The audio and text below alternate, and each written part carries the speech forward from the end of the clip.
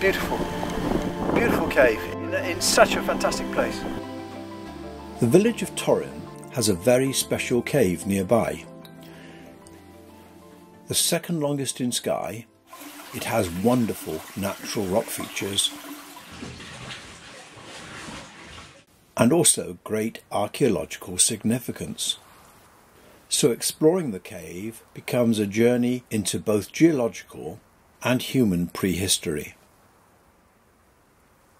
It begins in a shallow valley near a small stream sink. It has a short drop into a low but well decorated streamway. And there's been a lot of clearing of boulders to one side. Calcite formations seem everywhere, coating the roof and ledges. Little crystals in there. Dolomitic limestone contains black, non-soluble chert nodules that stick out into the passage in a blob-like structure. Interesting material to crawl over. Yes, I can see why they say that knee pads are essential. Oh, lovely. The passage slowly gets higher, and round every bend is a new exciting viewpoint. This one shows the passage cutting through a narrow black dyke. The remaining pieces are offset. That one there to match that one there. What an extraordinary place. Yeah. The caves of Skye are far better than I expected. Downstream, the entire passage enters a thick marble bed. This bright white metamorphic rock was limestone, recrystallised by pressure and heat about 54 million years ago. This took place when the rocks in the cave were 3 kilometres beneath the surface. Light from behind shows each interlocking crystal, with the original bedding no longer a weakness and just faintly showing. A small step up appears on the right, leading to a short but very important side passage, now blocked with boulders at the end. Archaeological investigations in 2004 unearthed evidence that this passage was frequently visited during the Iron Age and was connected to the surface by a constructed stairway. Joking there. Yeah, so I think this was the site where they found a lot of layers of remains and human remains, which filled it back up in as a basically for archaeological preservation. The things they found in here was a piece of a burnt wooden thing that was probably part of a musical instrument that may have been part of an offering.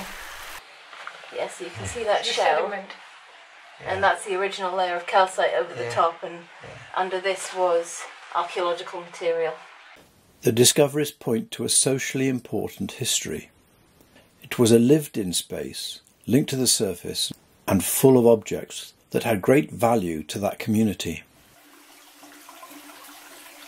Standing here now, with the gentle tinkling sound of the stream in the distance, it feels a peaceful place and full of ancient memories.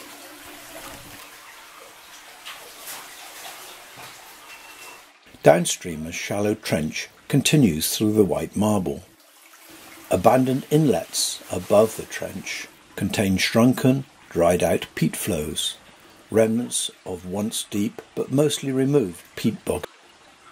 They are old, dried-out calcite rimstone pools cover them. Complex passages link to a step-up into a stream-abandoned oxbow.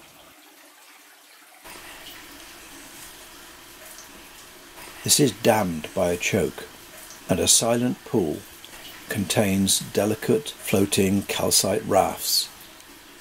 And here we found an occupant, very busy, who lives on this raft world.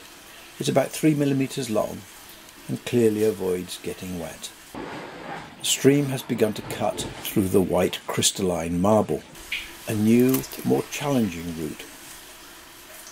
Unlike limestone, this marble doesn't polish. Its surface remains abrasive. It's like crawling over emery paper. I think we have to crawl through some pools. It's not too bad. You see the other room's getting wider. That's quite straight.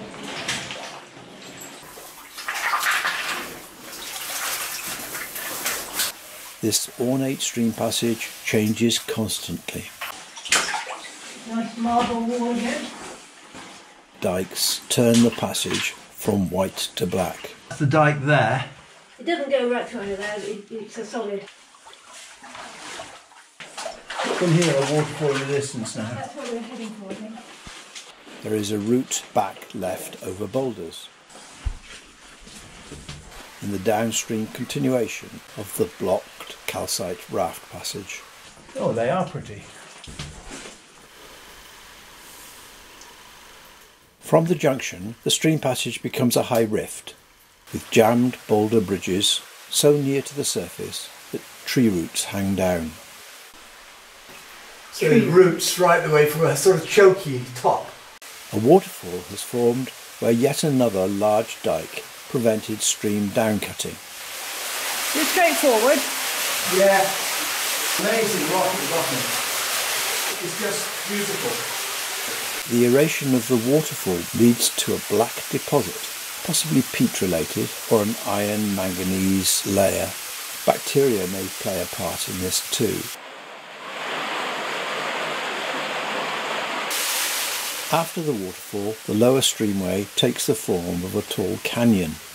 More blocks on the floor and jammed flake bridges are symptoms of structural failure. Big long straight in front of us now. It's quite high. I think there's upper passage here along here somewhere as well. So you're down in the streamway. Now you come up to an upper level. And there's lots of fractured rock.